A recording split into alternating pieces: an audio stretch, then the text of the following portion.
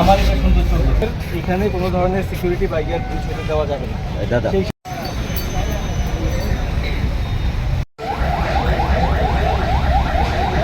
আসন্ন শারদীয় দুর্গোৎসব যাতে নিরাপত্তার সাথে সবাই যাতে সম্মান আনন্দের সাথে করতে পারে এবং উদযাপনটা যাতে পরিপূর্ণভাবে কোনো ধরনের কোনো বাধা বিঘ্ন অথবা কোনো ধরনের কোনো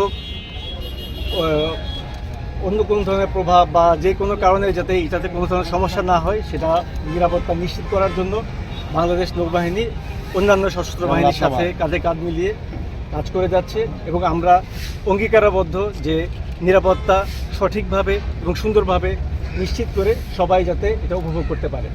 এখানে আমাদের 32টার মতো পূজা মণ্ডপ আছে, সেগুলোর মধ্যে পরিপূর্ণ নিরাপত্তা নিশ্চিত করার জন্য আমাদের 24 ঘন্টার সার্বক্ষণিক টিম, শুধুমাত্র আমাদের না, আমরা অন্যান্য আইনশৃঙ্খলা রক্ষাকারী বাহিনীর সাথে যৌথ বাহিনী একই সাথে টহল করে যাচ্ছি এবং দিনরাত 24 ঘন্টা আমাদের টহল বিভিন্নভাবে আমরা করে যাচ্ছি। কয়েকটি স্তর বিশিষ্ট নিরাপত্তা আমরা নিয়েছি।